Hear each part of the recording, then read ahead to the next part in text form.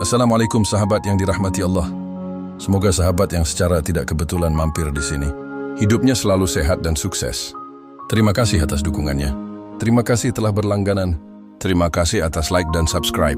Terima kasih juga atas komennya yang bijak. Semoga kebaikan selalu menerangi langkah kita. Sahabat terpilih, pernahkah dalam hidup ini kita merenung sejenak dan melihat mengapa di dunia ini banyak orang yang berubah setelah menjadi kaya?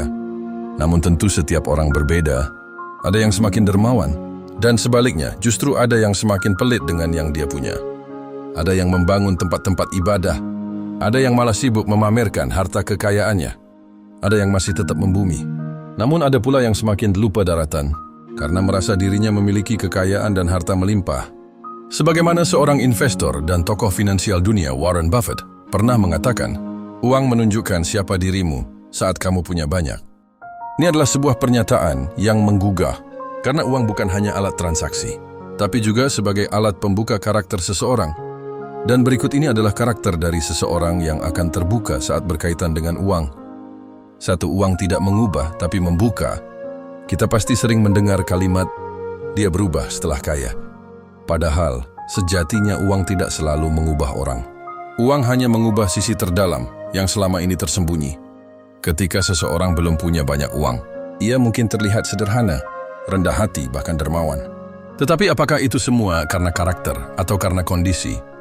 Saat uang datang dan batasan hilang, barulah karakter sejati terlihat. Apakah dia tetap rendah hati atau justru mulai merendahkan? Uang adalah cermin. Dan ketika cermin itu semakin besar, kita pun tak bisa lagi menyembunyikan siapa diri kita sebenarnya. 2. Kaya adalah ujian, bukan tujuan. Banyak orang yang bekerja keras untuk menjadi kaya. Itu tidak salah.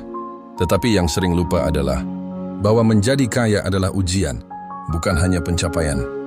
Karena saat kekayaan datang, kita diuji dalam banyak hal. Apakah kita akan tetap adil? Apakah kita akan tetap peduli?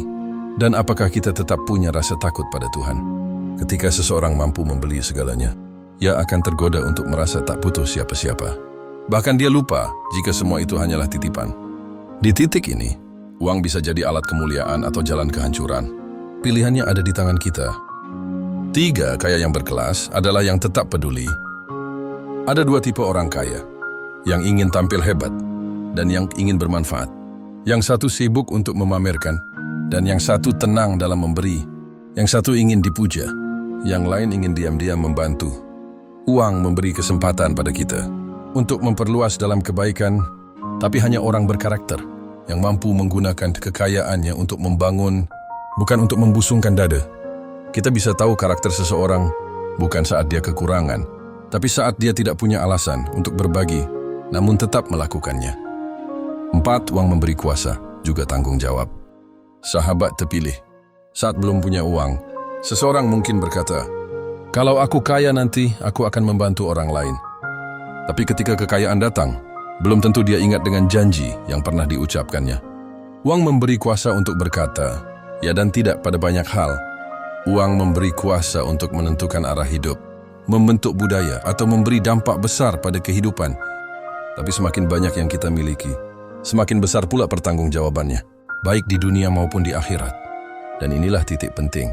Apakah kita akan tetap bijak ketika tidak ada yang membatasi kita? 5. Tidak semua orang kaya itu buruk. Dan tidak semua miskin itu baik.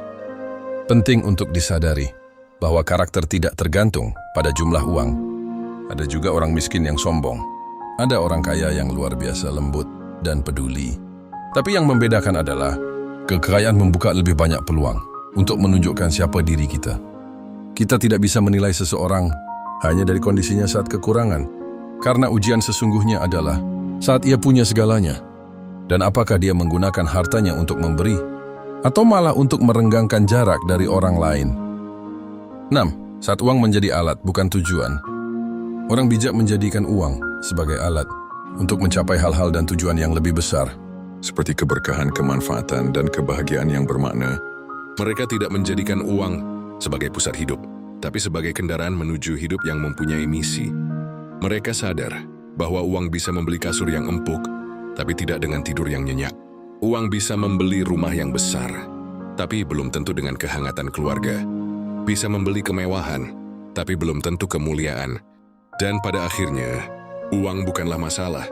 Yang menjadi persoalan adalah siapa kita saat memegangnya. Uang yang banyak bisa membuat kita terlihat hebat di mata manusia. Tapi hanya karakter yang baik yang membuat kita berharga di mata Tuhan dan sesama. Karena yang akan dikenang bukan berapa jumlah harta yang pernah kita miliki, tapi bagaimana sikap kita saat kita memegangnya. Maka saat rezeki melimpah, coba tanyakan pada diri sendiri, uang ini sedang menunjukkan siapa? Semoga pengetahuan ini bisa menjadi manfaat untuk kita semua. Terima kasih.